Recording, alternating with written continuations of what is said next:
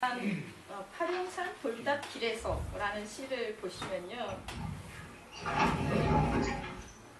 견고하고 멋있게 쌓은 탑 곁에 하나둘 엉성하게 쌓이는 돌들, 실업에서 벗어나고픈 가장의 돌, 안정된 직장을 바라는 비정규직의 돌, 아픈 몸 바로 세우고픈 희망의 돌이 그렇습니다.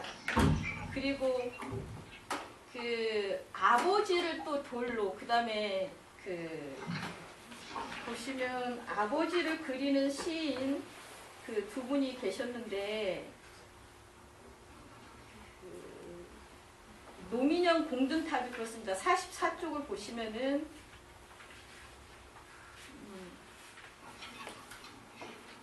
식솔들의 바람을 층층이 이고 소원이 이루어질 때까지 기울지도 흔들리지도 말고 변함없이 오래오래 버티고 싶었다. 돌탑 같은 그 자리, 아버지. 배재훈의 탑, 무너지다의 탑도 사실 이 아버지를 그리고 있었습니다. 33쪽에 있는데 제가 읽어드리면, 직장에서도 가정에서도 엎드려 나이 먹으면 설 곳이 없는 겉으로는 당당해 보이는 아버지.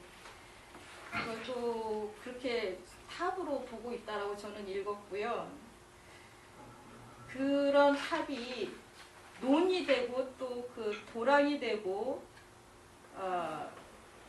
그런 예들이 이 시집 속에 있었어요. 그래서 제가 이거 사랑의 노래도 죽음의 노래도 같이 있구나. 그 노래라고 하는 것을 제가 탑을 지칭하는 겁니다. 그래서 이 시집이 품고 있는 이 두 가지, 그러니까 양가적인 어떤 모습의 이 탑이라는 것들이, 그런데 일단은 우리가 처음에 얘기했듯이 지금 시기가, 이 시대가 우리의 마음이나 우리가 느끼는 그런 것들을 웅변해주고 있잖아요. 그렇다고 하면 앞서서 두 분이 말씀하셨듯이 어떻게 보면 절망 끝에 부르는 노래, 그런 탑, 이런 걸로 지금은 대변이 되고 있는가, 그러니까 대변이 되고 있지 않는가라는 생각을 했어요. 그래서 그럼에도 불구하고 제가 느끼는 것은 이런 짓눌러진 어떤 그 절망이나 죽음의 같은 것들을 우리가 이렇게 표현해내고 시인들처럼, 그리고 그것들을 읽는다는 그 자체가 사실은 뒤에 에세이 형식으로 시인들께서 밝힌 내용 중에도 있는 어떤 우리를 치유하는 그런 하나의 방법일 수 있겠다는 생각을 저는 했어요. 그래서 어떻게 보면 그런 억눌림을 표출해냄으로 해서 일정 정도 그게 그 감소가 되는, 그걸 우리가 달리 정신분석학적으로 승화 이런 식으로 표현하기도 하는데, 그것은 어떤 사랑의 어떤 그 욕망도 그렇지만 이 죽음과 가까이 다가가 있는 절망적 그런 것도 사실 그런 효과적인 발현을 하는 게 이제 시 쓰기와 시 읽기라는 생각이 들어서, 그런 것들이 이 시집이 다 담고 있다. 그리고 모든 시집이 그렇다고 저는 봅니다. 아까 우리 표광수 선생님은 이제 재미있는 시들만 읽었다고 하셨는데, 그 시들 몇 면이 아까 그 시인들 보면은 과거 그 시기에 썼던 시들이었다란 말이죠. 근데 오늘날 이 작금, 어제와 오늘 쓰여지는 시들이 그렇게 즐거울 수 있을까라는 생각을 한번 해보면 그렇지 못할 것 같다는 생각을 제가 했어요. 이 지금 시를 쓰고 있다라는 그 행동, 액션 자체만으로도 저는 이 기통문학 그 동인 분들에게 정말 고맙다라는 생각을 했어요. 사실은 이게 엉키고 성키고 형식이나 내재적으로 이 제대로가 아니라 내가 품고 있는 것들을 발현시키기 불가능한 게 시인데, 사실 그럼에도 불구하고 이렇게 계속 그런 작업들을 하고 계시고 있다라는 거에서 한편 부럽고 한편으로 고맙다는 생각을 했습니다. 이따 또 말씀드리게 되면 또 하겠습니다. 예, 감사합니다. 예.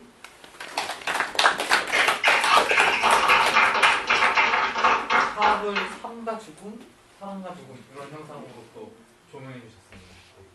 바로 이어서 또 오철 선생님이 진행하겠습니다. 안녕하세요. 오철수입니다. 일단 시집 낸 거 축하드리고요. 3부, 4부로 다 돼 있는데 처음에는 초대 시인들이니까 빼고요. 탑 이야기가 나오는데 탑 얘기에 대해서는 앞에서 이렇게 좋은 얘기를 많이 해주셔가지고 뭐 제가 따로 할 말은 없을 것 같아요. 그런데 제가 읽으면선 이렇게 느꼈던 것 중에 하나가요. 보통 탑 그러면 뭐 돌탑도 있고 저기 크레인 그런 것도 탑으로 부르고 뭐 아까 말씀했지만 공등탑도 탑으로 부르고 이렇게 부르는데 그 탑에 대한 형상을 어떻게 확보할까 이런 생각을 하려면은 탑에 대한 물리적 구조나 이런 것들이 조금 이렇게 사유가 돼가지고 이제 거기로부터 추상으로다 나가고 또 탑이라는 주제를 가지고 현실에 개입하는 거라면은 그 개입이라는 건 서정적 개입인데 그렇게 해서 확보되는 게 뭘까 이런 생각이 저는 좀 해봤어요. 그래서 그거에 딱 맞는 시가 오히려 이 탑 주제에는 이렇게 많지 않는 것 같고요. 그 3부가 시의 길이 시에서 제가 좋아하는 시들이 몇 편 있어서요.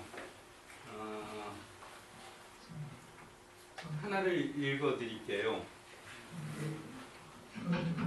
100페이지에 있는 더하기 빼기 라는 거예요.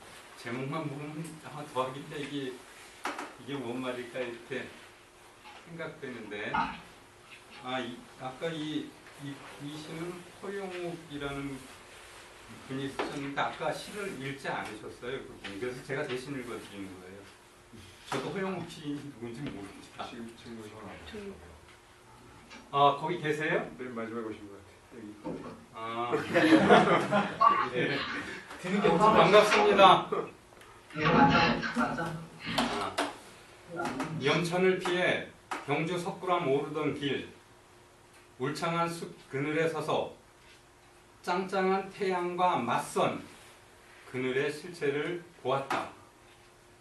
바늘같이 가느다란 솔잎들, 촘촘하게 어깨 둘러 만든 그늘의 일침. 나는 누군가의 그늘이 되기엔 너무 작다고 늘 빼기만 했지. 한 번도 더하기를 생각하지 못했다. 저는 이 시를 읽으면서 이게 13년을 못했다면 14년에는 이렇게 주체가 탄생했으면 좋겠다는 생각을 해요. 탑이라는 생각을 가지고 우리가 이 사회에 서정적으로 다 개입을 해 들어갈 때 너무 관념의 표현에만 집중하지 말고 여기에서처럼 실제 보세요. 소나무가 그늘 진짜 만들거든요. 지금 여기에서 진짜 그늘 만드는데 그 소나무 그 침엽이라고 그러잖아요. 뾰족한 거. 그게 무슨 그늘을 만들까? 우리가 우리 존재를 보면은 별 볼 일 없잖아요. 아니, 저만 별 볼 일 없어요. 별 볼 일 없어요. 그래서 뭐 이렇게 집회 같은 데 참여해서 야, 뭐 나 하나 빠지면 어떨까? 이제 뭐 그런 생각도 하고 이러는데 걔네들이 모이니까 경주 남산이 돌산이거든요. 거기다 그늘을 내어주거든요. 그렇다면은 나 빼기 하지 말고 나 더하기를 하는데 이게 사실 연대이기도 할 테고요. 그 더하기를 하는데 이 조건이 뭐냐면은 나는 더하기를 하겠다라는 선언이거든요.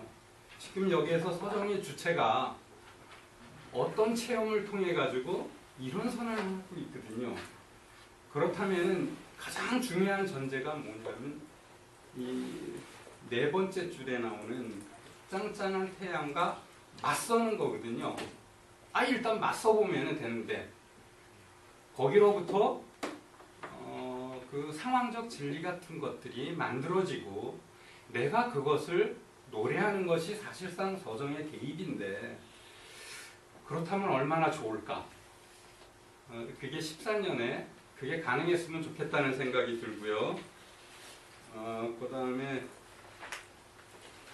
사는 맛이라는 시가 74페이지에 있어요. 배재훈 시인의 시인가 봅니다. 이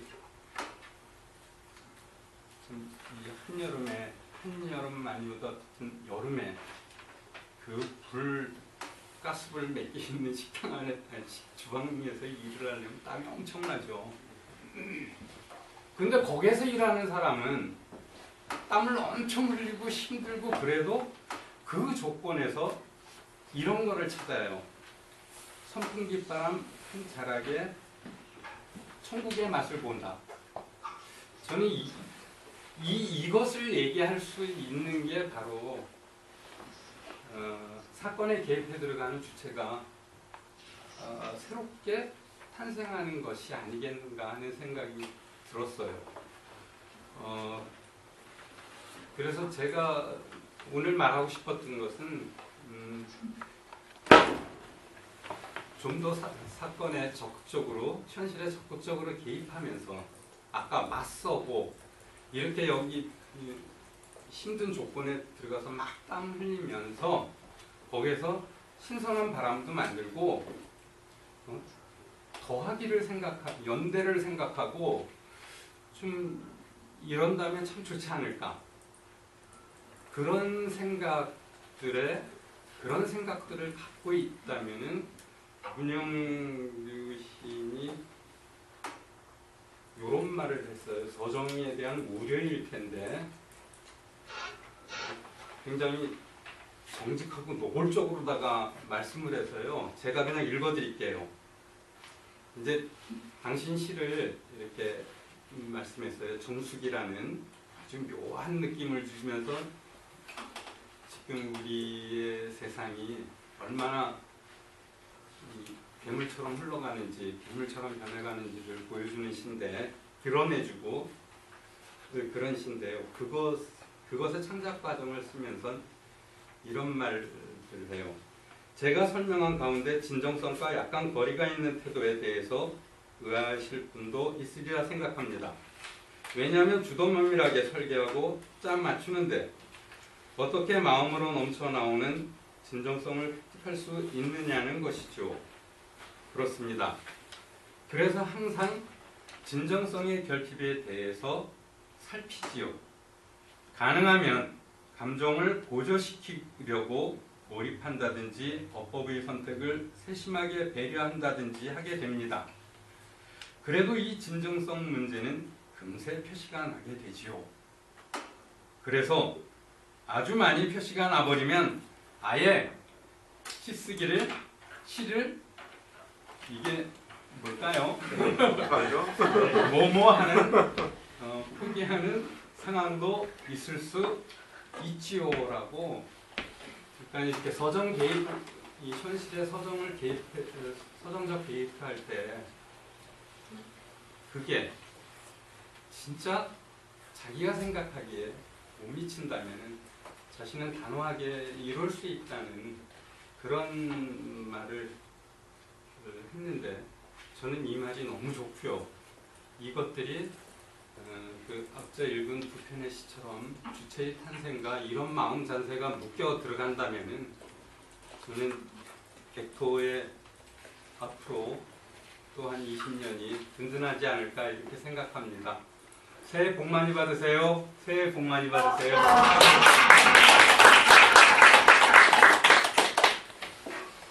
네, 말씀 감사합니다. 그러면 너무 오래 기다리셨기 때문에 바로 계속 말씀을 부탁드리겠습니다. 객토문학 10집 탑 발간을 진심으로 축하드립니다. 네. 오늘 저는 이 자리에서 같이 실제 얼굴을 대면할 줄 알고 집에서 3만 원 다 가지고 술 한잔 할까 하고 나왔습니다. 네. 한데 이제 이렇게 원격으로 보게 돼서 그 약간 색다른 맛도 있고 한데 그 정말 뭐 이렇게라도 만나니 정말 반갑습니다. 예. 반갑습니다. 네, 감사합니다. 그런데 특히 그 지금 가운데 그 앉아 계신 그 저기 이름이 여러분이라서 제가 헷갈리는데 예, 영규 형님 얼굴이 좀 안 좋아 보여서 예, 좀 뭐 시에도 몸이 아프신 듯이 이렇게 묘사가 돼 있던데 일단 좀 건강하셨으면 좋겠습니다. 예. 네, 조심하고 있습니다. 저는 이제 그 객토문학 동인들하고는 노동자문학회 시절에 이미 이제 뵙기 시작을 했고요. 물론 오늘 이렇게 처음 뵙는 분들도 계십니다. 그리고 매년 이제 그 객토문학을 뭐 내시면 꼭꼭 보내주셔서 아주 잘 읽고 있고요. 이쪽 맨 크게 화면 잡히시는 이상호 시인, 그 다음에 표성배 시인은 한 번도 뵙지 못했는데 이렇게 이제 뵙게 되네요. 그래서 또 최근에 시집도 보내주셔서 기계라도 따뜻하게 아주 잘 읽었습니다. 벌써 객토가 20년이 훌쩍 넘었네요. 작년에 일과시, 호남권을 중심으로 해서는 일과시가 있고, 경상도를 의외로 이제 객토문학, 양대, 일하는 사람들의 시 동인들이 있는데, 둘 다 이제 훌륭하게 잘 역할들을 다 해주고 계신 것 같아요. 한데, 작년에는 일과시도 20년이 됐다고, 모여서 뭐 하나, 좀 내보자, 뭐 이런 모임을 이렇게 하고 있는 것 같습니다.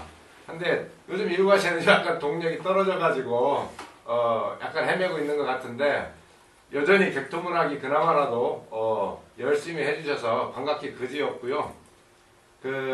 아마도 최후의 문학동인이 객토이지 않을까, 이런 생각을 합니다.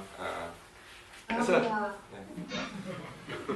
이번 시집에서는 특별히 뒤에 동인 각자의 시론이라고 할 수 있는 이런 시적 사유를 보여주셔서 더 친근하게 시들을 읽을 수 있었습니다. 그래서 뭐 저도 아주 공감되는 이런 부분들이 많이 있었고요. 또 한편으로는 이제 시를 읽으면서는 두 가지 감정이 좀 들었는데 일단 1차적으로는 좀 부끄러움이 들었습니다. 예.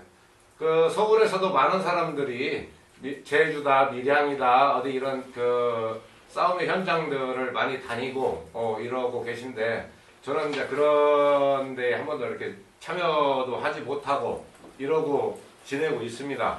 그런 차원에서 이제 한편으로 부끄러움도 느끼고 했는데 이 객토 동인들께서 집중적으로 근래 이제 가장 큰 우리 현실적 이슈에 대해서 시적 탐구를 하고 계신 데에 대해서 한편으로 감동과 함께 경의를 표하게 됩니다. 그리고 또 앞부분에는 또 지역 시인들과 함께 뭐 동인들은 아니지만 시인들과 함께 연대를 하는 이런 모습까지 보여주는 이런 시집이어서 매우 흡족하게 이렇게 읽었습니다.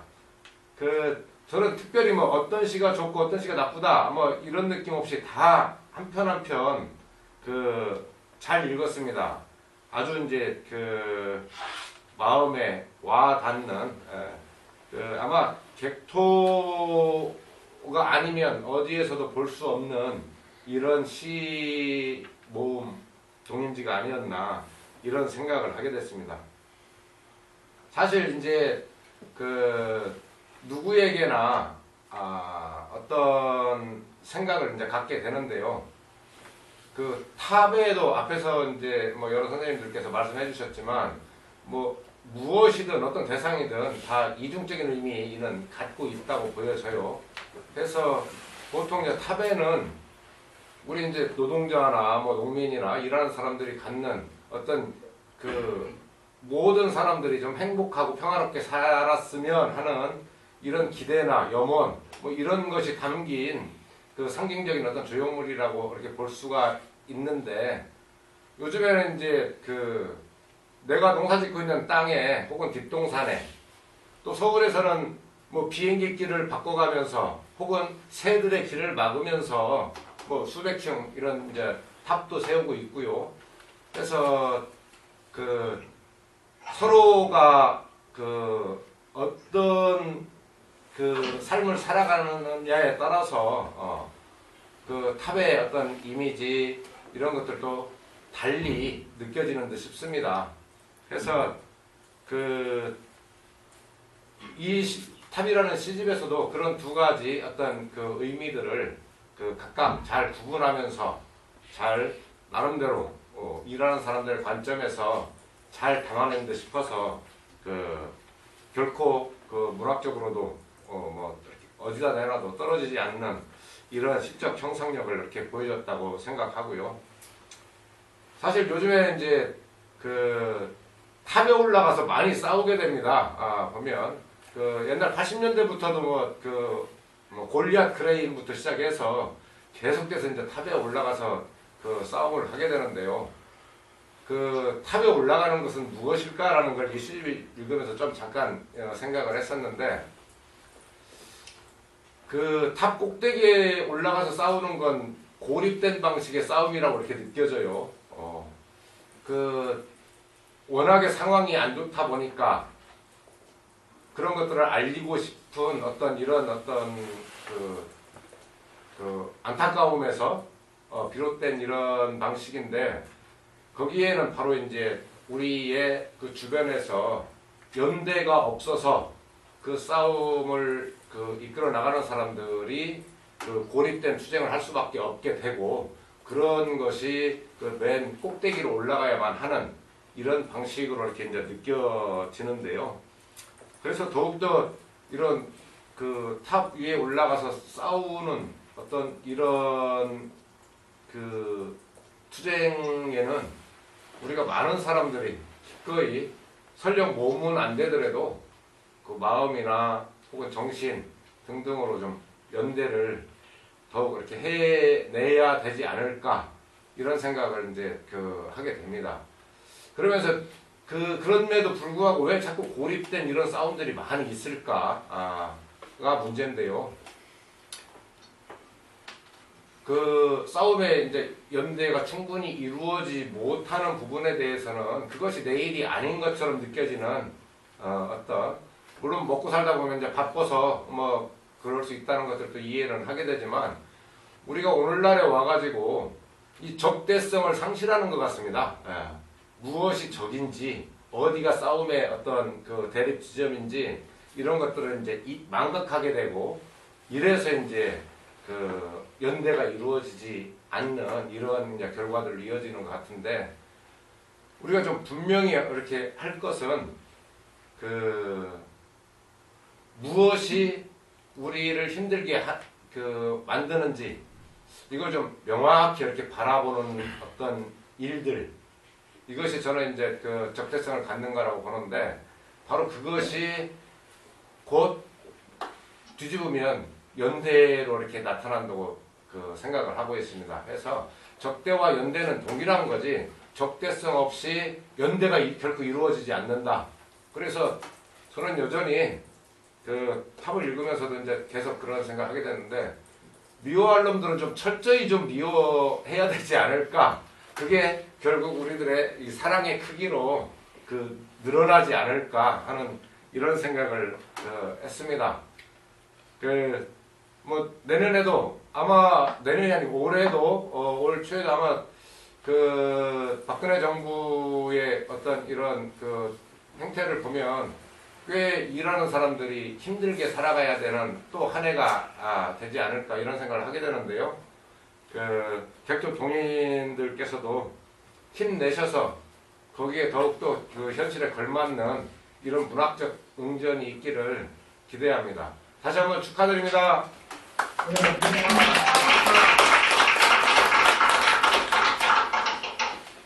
어떻게 보면 교문학의 그간 역사와 사회적인 의미까지 말씀해 주셔서 감사드리고요. 원래는 쉬는 시간에 저희가 예정해 놨는데요. 쉬어버리면 뭔가 분위기에서 좀 김이 좀 빠질 것 같다는 좀 생각이 들어서 이렇게 그대로 좀 진행을 했으면 합니다. 괜찮으실까요? 어떠신가요? 네, 뭐 물론 중간에 이렇게 가셔야 될 화장실 있으시면 자연스럽게 다녀오시면 될 것 같습니다. 근데 우선 뒤늦게 오신 분이 한 분 계시는데요. 아까 허영옥 선생님이신데 한번 이렇게 말씀을 좀 부탁드려도 될까요? 나와서 춤을 춰야 되겠어요. 반갑습니다. 서일목입니다. 네, 감사합니다. 반갑습니다. 네, 반갑습니다. 예, 혹시 이렇게 오신 분들에게 말씀을 더 이렇게 듣기 전에 그 교통문학 분들께서 혹시 이렇게 6분의 분들의 이야기를 들으시고 뭔가 더 추가로 혹은 이렇게 생각나신 이야기가 있으시면 말씀을 좀 들을 수 있을까요?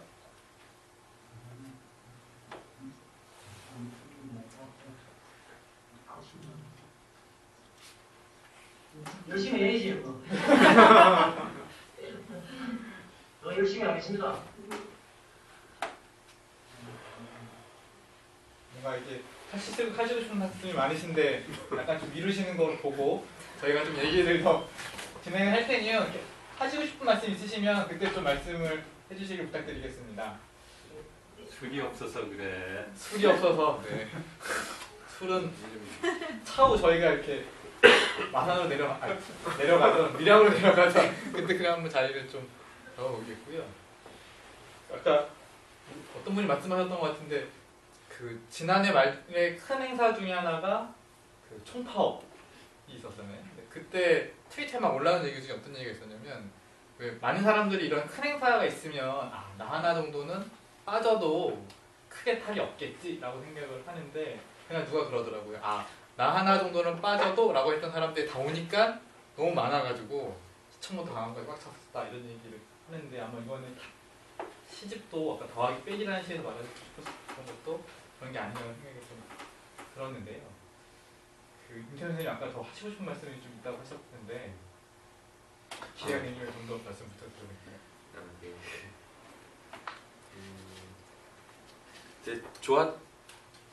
저에게 되게 좋았던 시를 좀 몇 번 더 얘기를 하고 싶은데요. 저는 이상호 시인의 깐다하고 압력밥솥이 되게 좋았습니다. 저는 이거는 그냥 무슨 이렇게 좀 이렇게 귀엽게 동요처럼 곡을 붙여가지고 노래를 만들어가지고 재밌다는 생각이 드는데요. 특히 압력밥솥이라는 시가 되게 재밌었어요. 막 이렇게 아내하고 말다툼을 하고 막 하고 있다가 이제 압력밥솥을 딱 봤는데 막 진짜 이렇게 그 안에 열이 꽉 차가지고 터지기 직전까지 간 거죠. 그때 딱 그 위에 그 추가 빽빽빽빽 돌면서 이제 그 김이 쫙 빠지는 걸 보면서 함께 나누어 먹을 찰진 밥을 만들려고 스스로를 다스리는 술을 본다. 이 장면이 나오는데 저는 이게 너무 좋았습니다. 이게 그 제가 압력밥솥으로 밥 이제 제가 다음 주에 결혼하는데요. 이제 그러면 이제 밥을 제가 이제 많이 해서 이제 제 그 결혼하실 분에게 바쳐야 될 것 같아요. 그래서 이제 압력밥솥으로 밥하는 법도 배우고 하는데 그러다 보니까 압력밥솥이라는 이 기계가 그러니까 이 장치가 굉장히 오묘하구나.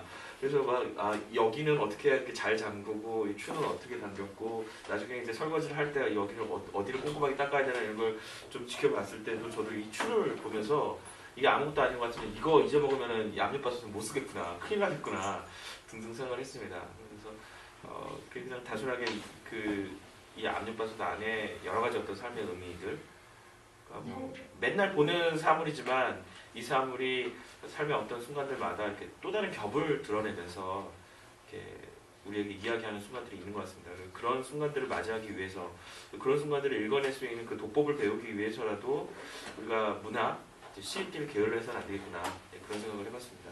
그래서 저희 이런 압력밥솥 깐다 이 시도 되게 재밌었어요. 저는 이게 약간 촬영받은 시 같지만 저는 이런 대목이 재밌었습니다. 뭐 명예퇴직으로 까이고 경비직에서도 까이고 이거 되게 촬영받거든요. 근데 이 다음에 이제는 할머니에게서도 까였는지 이런 여기서 이제 저는 이제 피식 웃게 됐거든요. 그리고 뭐 까고 또 깐다 이렇게 하셨는데 이것도 약간 곡을 재밌게 붙여갖고 초등학생들한테 막 부르게 하면 약간 가사는 비극적이지만 뭔가 이렇게 뭔가 이렇게 헐하게 하면서 이렇게 뭔가 재밌게 만드는 그런 그 뜻밖의 효과를 만들어내지 않을까라는 생각이 듭니다. 네, 예, 이상입니다.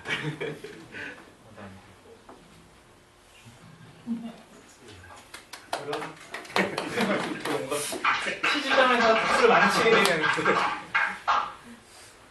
그런 의미. 아까 제가 좀 더 말씀하셨던 분들이 궁금했던 게 그 후원 선생님께서 실기 모임 한다고 계속 하고 계시거든요. 지금 잠깐 추워서 쉬고 계신데 그 실기 모임에서는 주로 이렇게 시 읽고 나면 시에 대해서 그리고 이제 뭔가 자신의 그 일상생활에 대해 했을 텐데 어떤 얘기를 주로 하시는지 한번 제가 좀 얘기 들으면 오늘 일상의 시 얘기를 많이 하니까. 아, 그렇죠. 네. 그러니까 제가 실기모임 하면서 되게 이 모임을 되게 잘했다는 생각을 했어요. 왜냐면 그러니까 직장 다니고 뭐 하다 보면 사실은 시 읽을 시간이 그렇게 많지 않아요. 그러니까 많지 않은데 모임을 하다 보니까 수요일 날은 이제 시를 읽어야 되니까 두 편 이상을 가져오게 했거든요. 그러니까 저도 이제 집에서 시집 다 뒤져가면서 오늘은 뭐 읽을까 하고 듣다 보니까 시를 읽게 돼서 야, 이렇게 강제로 읽게 됐구나 해서 되게 좋았고요. 시 읽으면서는 제일 많이 나온 얘기가 연애 얘기였어요. 그러니까 자기가 그 실패한 연애 얘기. 그러니까 실패한 연애 얘기하고 뭐 어떻게 이렇게 이 마음을 이렇게 잘 만들었지? 내가 똑같은 생각이었는데 뭐 이렇게 하는 시들 많았고요. 그리고 말을 가지고 어쩜 이렇게 잘 썼을까 하는 것들을 이렇게 정말 가져오셨는데 저도 모르는 시들을 되게 많이 가져오셨어요. 제가 많이 공부를 하고 했고요. 근데 평소에 읽고 싶었던 시인들도 많이 있었는데 이름만 들었던 시인들 있잖아요. 그런 시인들을 찾아오셔가지고 이렇게 읽어주면 속으로는 저는 야, 내가 이걸 여기서 읽는구나 하면서 되게 감격하고 그랬던 시들이 많아요. 뭐 그렇고요. 황기호 선생님 시 이제 한번 읽었는데 그 새들도 새가 뜨는구나 하는 그 시 읽었는데 그 시 읽기 처음에 이제 제가 83년도에 나온 시인데 꽤 시간이 지난 다음에 읽었는데 읽으면서 너무 단순하더라고요. 그래서 아, 이거 되게 유치하다 생각했습니다.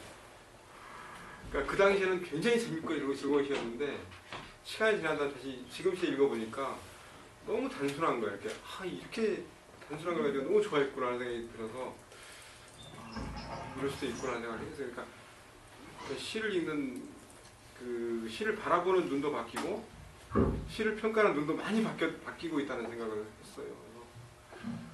그래서 이제 시를 가져오신 분들도 그 시 읽으면서는 제가 굉장히 이 시 읽으면서 처음 읽으면서 정말 땅바닥을 치면서 막 그 시를 그랬거든요. 그 처음 시 읽으면서는 땅바닥을 치면서 막 웃었어요. 이렇게 재밌는 시를 쓰다니 막 웃었는데 다시 이제 시간이 지난 다음에 2013년에 읽어보니까 별것도 아닌 거야.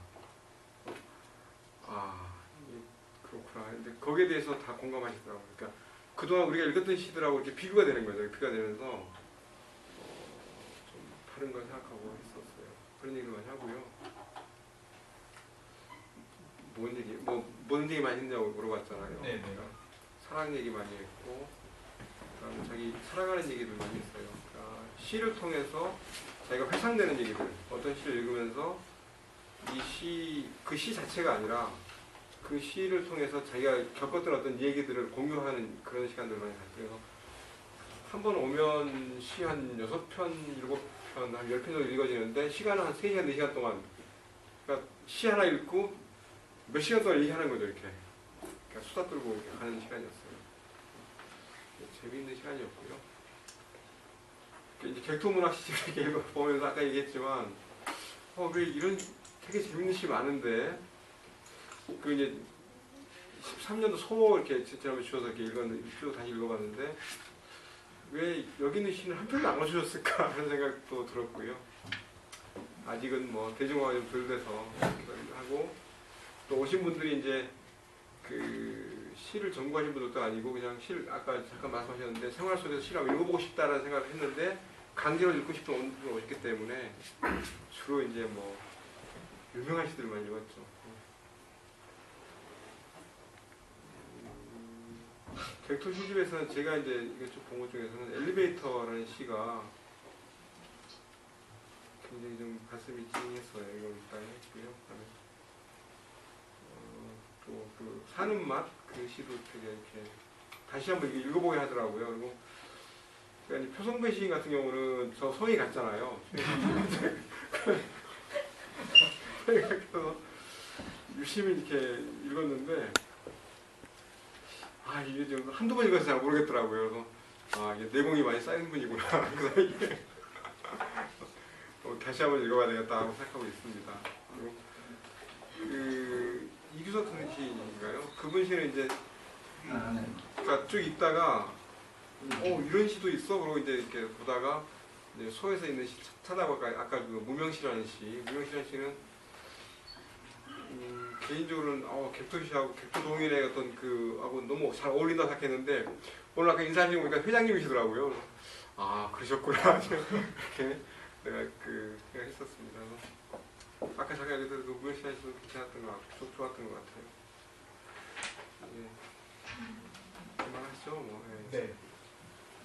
감사합니다. 배고픈데 점심을 안 먹었더니 일단 혹시 오신 분들도 이제 길게 얘기를 좀 들으셨잖아요. 제가 앵글을 바꿔드릴 테니까 그 지금 시 이렇게 오셔서 아마 이제 처음 보신 분도 계실 테고 아니면은 이제 저희가 책을 많이 알렸기 때문에 미리 읽으신 분도 있으실 텐데 시에 대해서 혹은 시에서 받은 느낌에 대해서 좀 말씀해 주셔도 저기 멀리서 계신 분들에게 좋을 것 같습니다. 혹시 뭐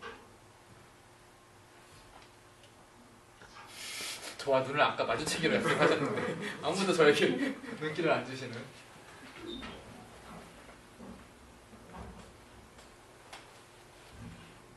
네, 지금 이제 실 열심히 읽고 있는데 제가 준비하실 동안요. 그 사실 저는 그 일과시라는 동인들은 말만 이렇게 말씀만 들었고 아까 말씀하신 것처럼 빅터문학과는 같이 이렇게 양대 산맥? 이렇게 얘기 들었는데 그 얘기를 좀 혹시 조기사 선생님께서 일과시 동인들에 대해서 좀 설명해 주시면 오신 분에게 좀 도움이 되지 않을까 싶은데요. 조기사 선생님. 일과시 동인은요, 그 93년도에 이렇게 결성된 걸로 기억을 하는데요. 그 이제 80년대 그 뭐 대표적인 이런 시인이었던 김혜와 김기홍 등을 그 두 시인들을 중심으로 해서 그 뭐 구로 노동자문학회에서는 김용만, 뭐 손상열 그리고 그 김명환 시인, 우리 갈무리에서도 이제 시집을 냈던 김명환. 그다음에 이한주 시인도 아마 일과시 이렇게 했을 테고요. 그렇게 해서 결성을 해서 나름대로 열심히 했습니다. 했는데 2000년대 이후에는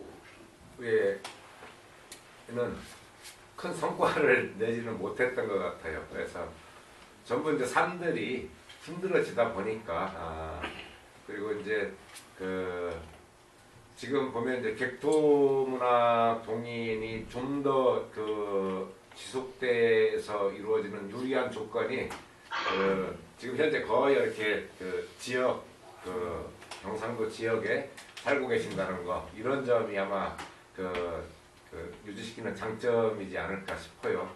하고 일과시는 전국적으로 흩어져 있어서 뭐 순천, 부산, 서울 뭐 이렇게 뭐 다양하게 경기도 뭐 이렇게 흩어져 있는 걸로 알고 있습니다.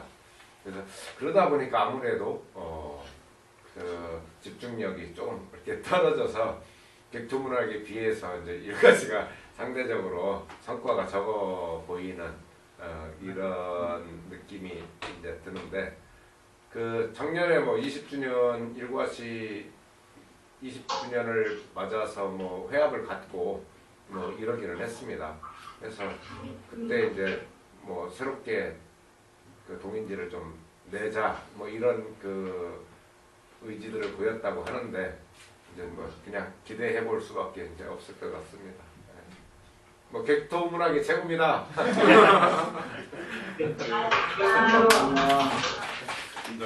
교통문학 분들께 마이크를 넘긴 김에요.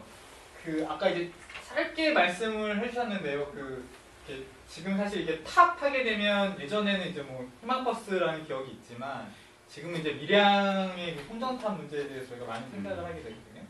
혹시 따로 이제 밀양 송전탑에 뭐 이렇게 같이 하고 계신 상황들하고 그리고 이제 그분들하고의 좀 저희가 좀 잘 모르는 이야기를 좀 해주시면 저희가 또 밀양 탑과 이 또 탑시에 대해서 좀 생각을 해볼 수 있을 것 같습니다.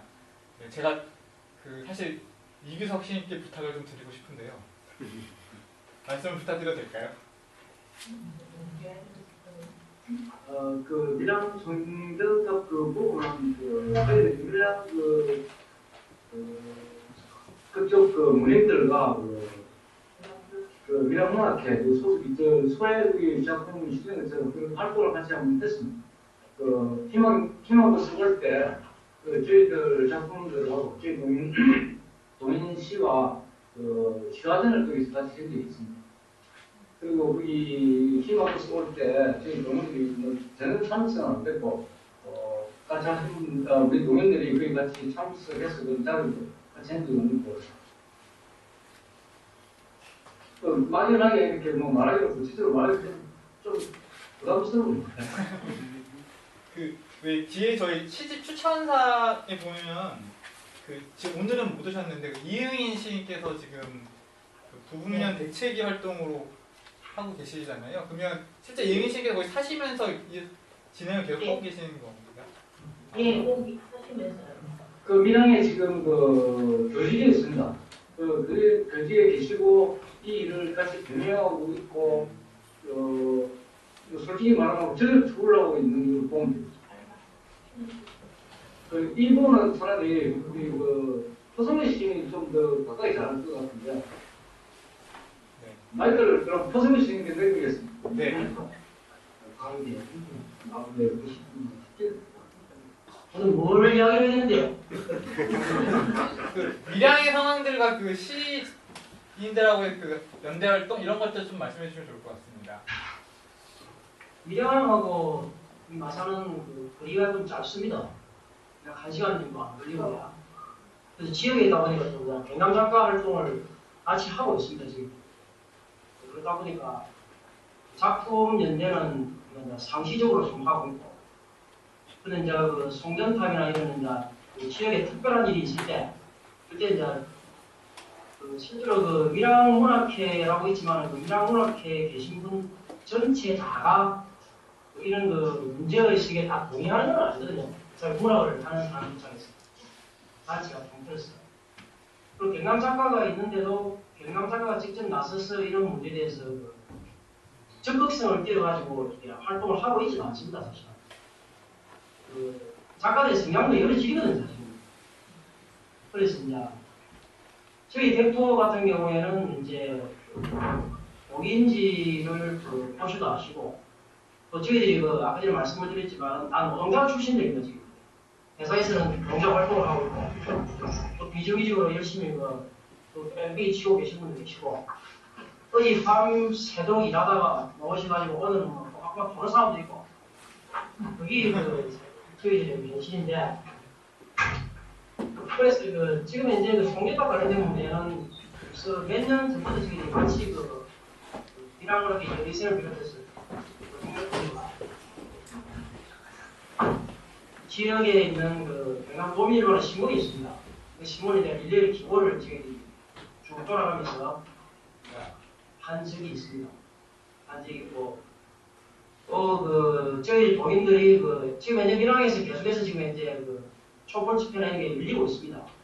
그리고 그게 저희들이 적극적으로 도민 전체가 참석은 못하지만 참석을 하고 있고 그러다 보니까 자연스럽게 작품 연대나 몸으로 이렇게 연대를 하는 부분에 대해서는 저희들 신문도 하고 있고 앞으로 아마 진행이 될 겁니다. 그리고 이영희쌤 같은 분은 여기 부곡면이라는 여기 지금 이사를 해가지고 살고 계십니다. 원래 밀양 업쪽에 밀양시 안에 있다가 촌으로 이사를 들어가셨는데 하여튼 열심히 하고 있습니다. 제가 생각하는. 그럼 뭐 열심히 하고 있고 또 앞으로 열심히 해야 될 거고요. 뭐 답은 없는 건데 옳다고 생각하기 때문에 해야 되지 않느냐. 그게 답인 거거든요. 제가 보면.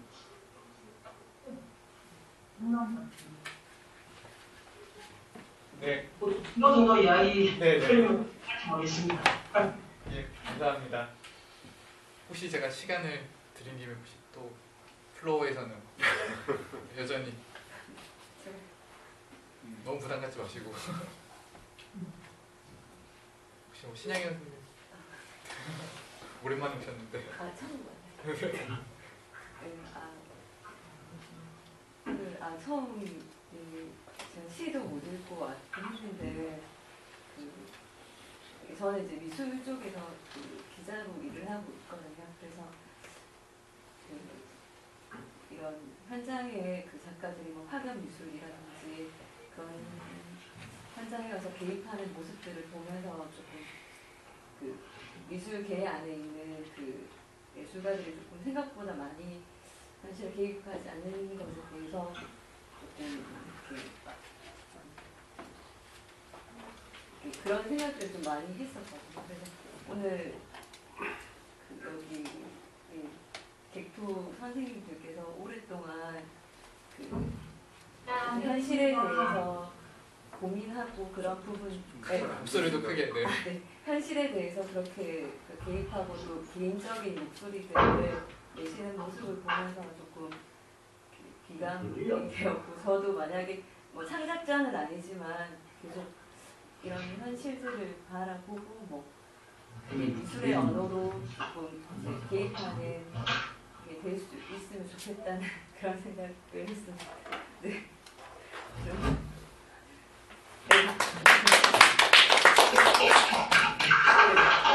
소리가 안 들려가지고. 네. 얘는 안 들리는데. 마이크가 있나요? 마이크가 요거는 이게 선이 좀 짧아가지고 지금 이제 웃겨가지고 그러면 혹시 앞에 오신 분들 중에 저희가 이제 정리하는 좀 시간으로 혹시 더 붙일 말씀이 있으시면 좀 부탁을 드릴게요. 제가 이번엔 지정하지는 않겠습니다.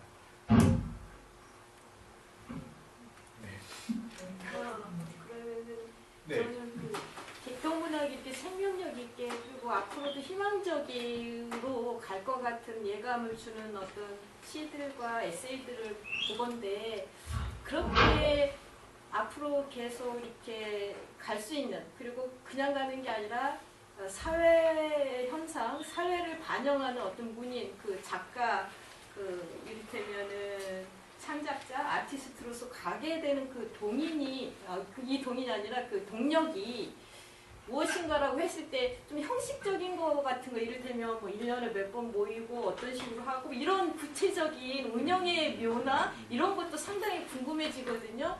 워낙에 희소하게 지금 오늘날까지도 계속 하고 계시고 기감이 아까 된다라고 지금 여기 프로에서 말씀하셨었는데 이제 주로 이렇게 앞으로 이제 가려고 막 영차 앞에서 이제 끄는 견인 역할을 또 하시는 분, 시인분은 또 어느 분인지도 궁금해졌고 그래서 그런 어떤 운영이나 이렇게 모임이나 이런 시작, 시쓰기 이런 것들이 어떤 식으로 이루어지고 이런 시집을 낼 때는 기획을 정기적으로 하시는 건지 이를테면 이 탑 같은 경우는 이제 에세이도 같이 곁들여지는데 상당히 참 흥미로운 그런 어떤 편집 구성이거든요. 이런 것들 같은 것도 다 같이 모여서 하시는지 이런 것들이 저는 좀 소소한 것들이 궁금해졌었어요, 사실. 워낙에 이제 귀감이 되시는 어떤 작업들을 하고 계시니까 그런 내용, 내막을 좀 알고 싶었는데 혹시 말씀해 주시면 고마울 것 같아요.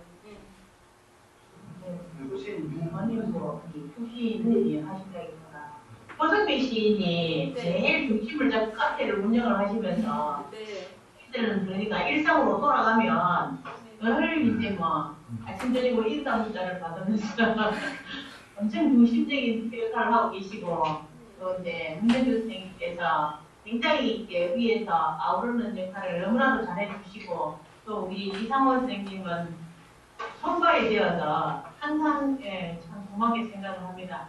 근데 우리 나이롱 도민들도 그래서 아주 열심히 정기적으로 모입니다. 정기적으로.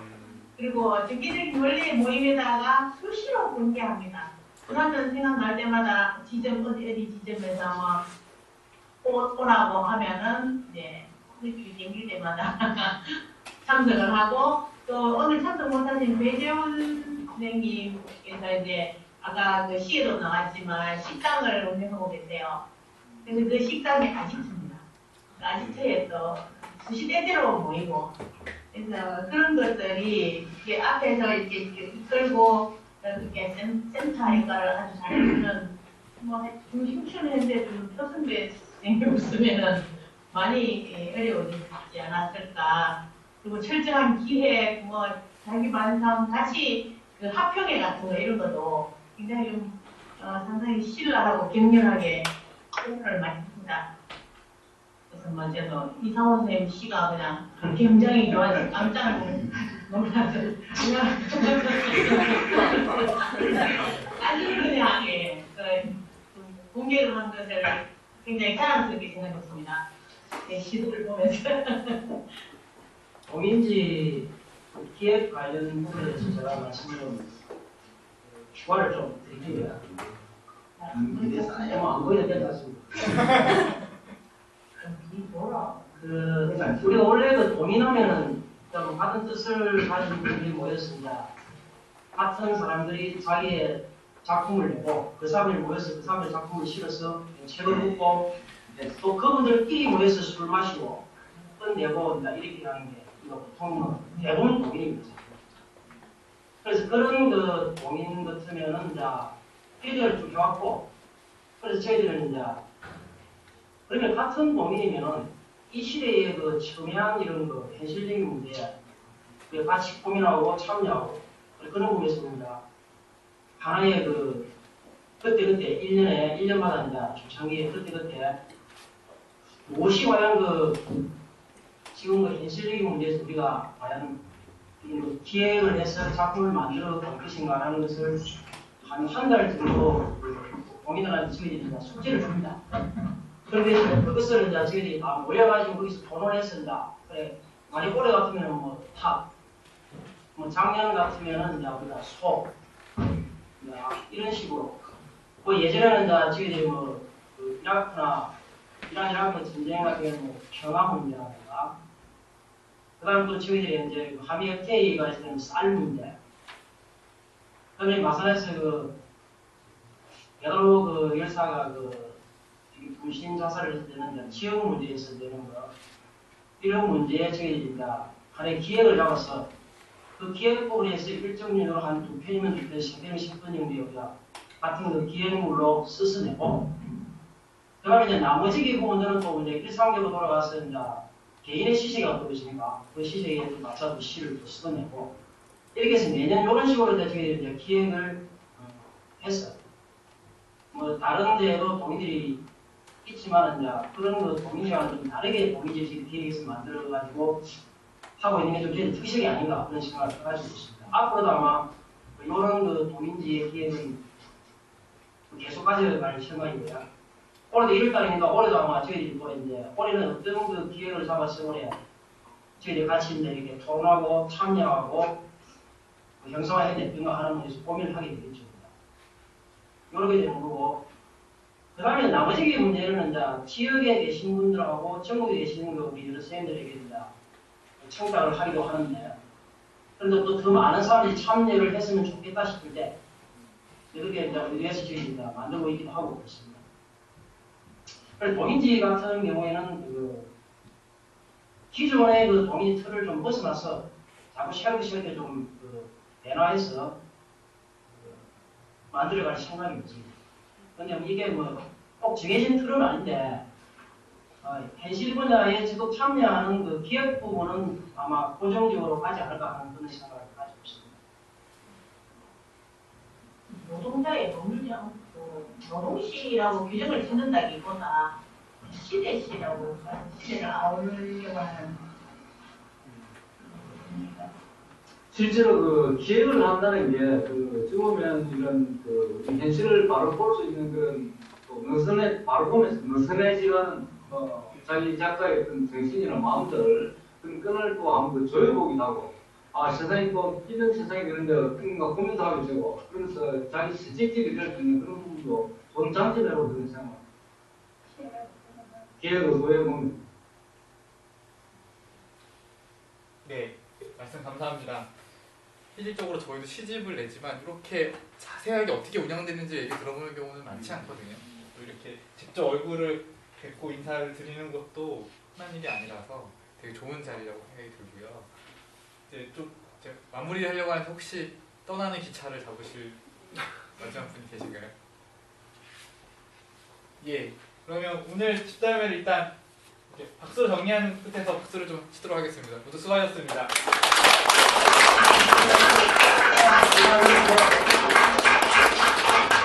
일단 저희가 화면은 끄지 않겠습니다. 이렇게 보시고 끄실 때 끄고 싶으실 때 끄시면 저희 행사를 끝나고 나서 이렇게 다 끄시면 될 것 같고요. 저희가 공지만 좀 말씀드릴게요. 저희가 매번 이런 행사를 진행하고 있고요. 다음 주 또 토요일 낮에 오후 2시 이 시간에 보이시나요? 요런 행사를 또 하려고 하는데요. 과학의 새로운 정치 사역을 향하여라는 신간책이 나왔어요. 요 과학 사역에 대한 책인데 이 책에 공저자 중에 한 분을 모시고 저희가 화상 강연의 형태로 진행을 하려고 하고요. 그래도 많이 주시면 좋을 것 같고 이후에도 이런 시집이 나올 때마다 저희가 또 이런 행사를 진행하도록 하겠습니다. 네, 모두 수고하셨습니다. 감사합니다. 안녕히 계세요.